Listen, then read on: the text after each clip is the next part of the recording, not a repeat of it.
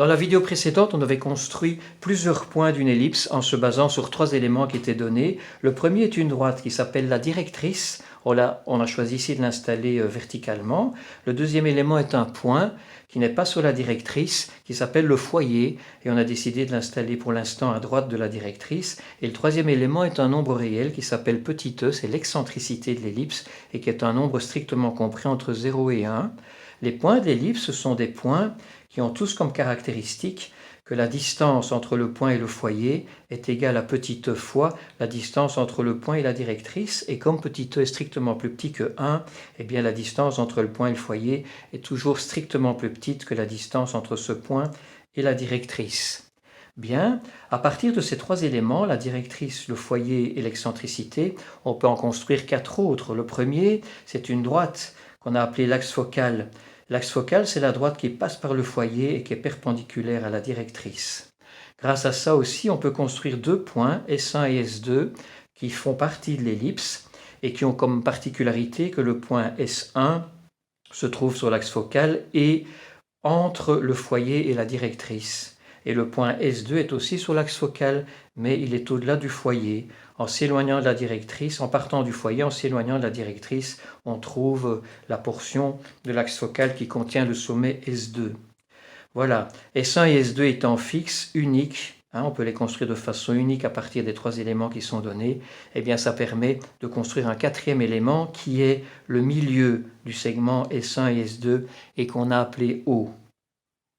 Bien, le but maintenant, c'est d'essayer d'associer à l'ellipse une équation cartésienne. Donc pour cela, on doit installer un repère. Eh bien, on va profiter de tous ces éléments et décider que le point O va être l'origine du repère, l'axe focal va être l'axe des X, et l'axe des Y, forcément, est perpendiculaire à l'axe des X et passe par l'origine du repère.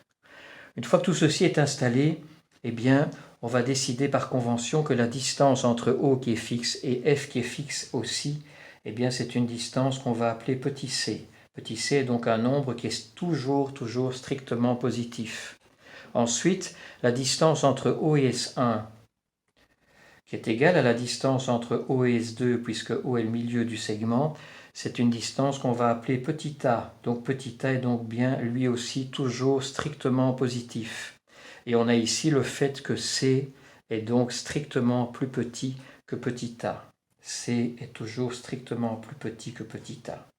Voilà, sur base de tout ça, eh bien, on peut donner des coordonnées aux choses intéressantes, parce que ce qu'on va exploiter maintenant pour établir l'équation cartésienne de l'ellipse, c'est le fait que la distance d'un point de l'ellipse au foyer, c'est petit e fois la distance entre ce point et la directrice. On a donc besoin de calculer une distance entre deux points. Pour ça, on a besoin des coordonnées des deux points. Et on a besoin de calculer une distance entre un point et une droite. Et pour ça, on a besoin de l'équation de la droite. Le point F, dans les conventions qu'on vient d'installer, eh bien, a comme coordonnée moins petit c, 0. Le sommet S1, comme il est à distance A de l'origine du repère et du côté négatif, il a comme coordonnée moins A0. Le sommet S2, A0. On n'en aura peut-être pas besoin tout de suite, on verra. Et le point P quelconque, eh bien, ses coordonnées vont s'appeler X et Y. Bien. Sur base de tout ça, eh bien, on peut commencer à développer l'expression qui est là. C'est ce qu'on va faire maintenant. Mais avant ça, puisqu'on va avoir besoin de l'équation de D, on va d'abord s'intéresser à cette équation et également on va s'intéresser à l'excentricité pour voir s'il n'y a pas moyen de la lier aux grandeurs petit c et petit a qu'on vient d'établir. Alors ce qu'on va exploiter pour ça, c'est le fait que S1 et S2 sont deux points de l'ellipse et donc vérifier la relation qui est là. Le premier, S1 fait partie de l'ellipse et donc la distance de S1 à F, c'est E fois la distance de S1 à la directrice. La distance de S1 à la directrice, on va la baptiser petit l. Et la distance de S1 à F, on peut déjà la calculer. La distance entre F et S1, c'est évidemment petit a moins c. Et on obtient comme ceci, petit a moins c égale E fois un nombre qu'on a baptisé L, une distance qu'on a baptisée L. On laisse ça comme ça pour l'instant. Et on exploite le fait que S2 fait lui aussi partie de l'ellipse et donc satisfait la définition de l'ellipse. La distance de S2 à F doit être égale à petit e fois la distance de S2 à D. La distance de S2 à F, c'est évidemment petit a plus c, a plus c, et la distance de S2 à la directrice, la distance de S2 c'est a plus la distance qu'on a baptisée petit l, donc 2a fois l. On distribue, on obtient a plus c égale 2ae plus el. Maintenant on se base sur ces deux relations-ci, et on va en profiter pour faire disparaître la distance petit l, et on obtient ainsi, si on fait la soustraction, donc la relation 2 moins la 1, 2 fois c égale 2ae. On peut simplifier par 2. Et on obtient que E est égal à C sur A. E est égal à C sur A. C'est une relation à retenir. Et on a bien, comme C est strictement plus petit que petit a, on a bien le fait que l'excentricité est bien un nombre strictement plus petit que 1. Bien. Alors maintenant, on va s'attaquer à l'équation de la directrice. Et pour cela, on a besoin de connaître l'abscisse de ce point qui est ici. Pour ça, on va calculer la distance entre O et la directrice. Et la distance entre O et la directrice, eh bien, c'est petit a plus le L qu'on avait introduit ici. Et donc, ça donne A plus le petit L, eh bien, on peut le déduire d'ici, c'est A moins C sur E. On réduit au même dénominateur. On remplace l'excentricité par l'expression C sur A, puisqu'on vient de la mettre au point. Ceci donne petit c, puisque ça se simplifie ici. Les c disparaissent aussi, et il reste a sur c sur a, autrement dit a carré sur c. A carré sur c, c'est donc la distance entre O et la directrice. Comme la directrice est du côté négatif de l'axe des x, pardon, ça veut dire que le point qui est ici a comme abscisse moins a carré sur c, et que donc la directrice a comme équation x égale moins a carré sur c. La directrice a comme équation x égale moins a carré sur c. Bien, maintenant on a tous les éléments pour établir l'équation cartésienne de l'ellipse. Voilà, il suffit donc d'exploiter que si un point quelconque qui a donc comme coordonnée x, y fait partie de l'ellipse, et bien de nouveau la distance entre ce point et le foyer, c'est l'excentricité fois la distance entre ce point et la directrice. La distance entre le point et le foyer, le point a comme coordonnée x, y, le foyer a comme coordonnée moins c0, et la distance entre deux points est donnée par la racine carrée de la différence entre les abscisses x plus c le tout au carré plus la différence entre les ordonnées y moins 0 au carré. Égale E fois la distance entre un point et une droite, c'est une fraction, avec au-dessus une valeur absolue et en dessous une racine carrée. Dans la valeur absolue, on installe l'équation de la directrice lorsque tout est rapatrié à gauche du égal, c'est-à-dire x plus a carré sur c, et dans laquelle on remplace x et y par les coordonnées de P qui sont aussi x et y. Donc c'est déjà fait. Et on divise par la racine carrée de le coefficient du terme en x au carré plus le coefficient du terme en y qui est 0 ici au carré. On élève le tout au carré.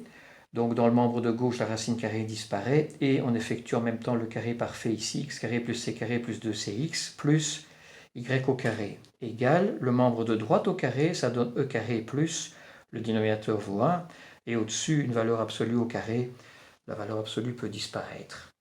Alors on développe le membre de droite en tenant compte que l'excentricité vaut c sur a, donc ça donne c sur a le tout au carré, et le membre de droite c'est un carré parfait qu'on développe. On distribue et on obtient 1, 2, 3 termes dans lesquels des simplifications peuvent se faire. A carré ici peut disparaître et ici le c se simplifie aussi. Ici c carré se simplifie, le a carré se simplifie aussi et il reste c carré sur a carré fois x plus 2 fois c fois x plus a carré. Alors ce qu'on va faire maintenant, c'est regrouper les termes en x carré. Et le terme en x carré a comme coefficient donc 1 moins c carré sur a carré, plus, alors il y a un terme en y carré qui vient d'ici, parce qu'entre-temps 2cx est simplifié aussi, bien sûr, et il reste du coup, comme terme indépendant, à droite du égal, le a carré qui est là, et le c carré qui est ici, qui passe de l'autre côté. Et on obtient une expression qui lie les coordonnées d'un point quelconque de l'ellipse x et y aux données qui caractérisent l'ellipse pour l'instant, c'est-à-dire la distance a et la distance c. Donc ceci pourrait déjà fournir une équation de l'ellipse, mais on va la simplifier encore un petit coup puisqu'on constate que le terme a carré moins c carré apparaît 2 fois et qu'il n'est pas nul puisque a et c ne sont pas égaux. On va tout diviser par a carré moins c carré. Et si on divise tout par a carré moins c carré, eh bien on obtient x carré sur a carré plus y carré sur a carré moins c carré égale 1. Voici l'équation cartésienne de l'ellipse avec le fait que c est strictement plus petit que a est plus grand que c. Alors, on va s'intéresser un peu maintenant au dénominateur du terme en y, et on constate que c'est un nombre qui est strictement positif. Et comme il est strictement positif, on va décider qu'on va le baptiser b avec un carré au-dessus pour que ça suggère un nombre strictement positif. Il y a évidemment deux possibilités pour b. Ici, on va décider que b lui-même est aussi strictement positif. Et comme ça, on obtient l'équation cartésienne de l'ellipse x carré sur a carré plus y carré sur b carré égale 1, avec le fait que l'excentricité qui a servi à la construire est liée à c sur a, c à a, elle vaut c sur a, elle est bien strictement plus petite que 1, et que le b qui est ici est également lié au a et au c, b carré égale a carré moins c carré. Il reste maintenant à regarder si on peut dire des choses au sujet du nombre b qu'on vient d'introduire, et il y a en effet moyen de dire des choses à son sujet, puisque si b carré c'est a carré moins c carré, eh bien ça veut dire qu'on obtient la relation a carré égale b carré plus c carré, a, b, c, s'ils sont tous les trois positifs, ce qui est le cas puisqu'on a choisi b strictement positif aussi, sont trois longueurs qui peuvent être les trois longueurs d'un triangle rectangle en utilisant la réciproque du théorème de Pythagore, et donc ces trois côtés peuvent s'installer comme ceci dans un triangle qui est là, l'hypoténuse est petit a, petit b est ici, petit c est là. Alors si on reporte ça sur le dessin, eh bien comme petit c est ici, on peut faire le lien avec le dessin en disant que ceci est le point O et ceci est le point F. À ce moment-là, on a ici l'axe des Y, et si on a l'axe des Y qui est ici, eh bien la longueur A ici détermine un point sur l'axe des Y, qui est donc ce point-ci. A serait ici, petit b serait là, un point qui est là.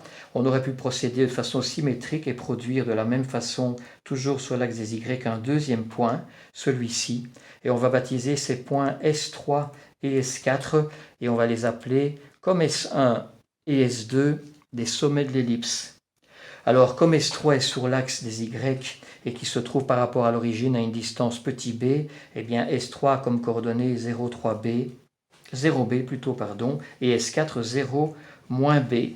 J'étais un peu vite en les installant déjà ici, mais j'avais anticipé parce qu'en effet, on constate que les coordonnées 0b du point S3, eh bien, ce sont des coordonnées qui satisfont l'équation de l'ellipse. Si on remplace x par 0 et y par b, on obtient bien b carré sur b carré égale 1. Même chose si y est remplacé par moins b.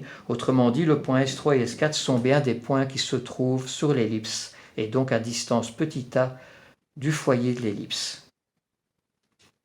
Voilà, il reste maintenant à examiner les caractéristiques de cette courbe, d'étudier cette courbe d'un peu plus près, et ça, c'est pour la suite.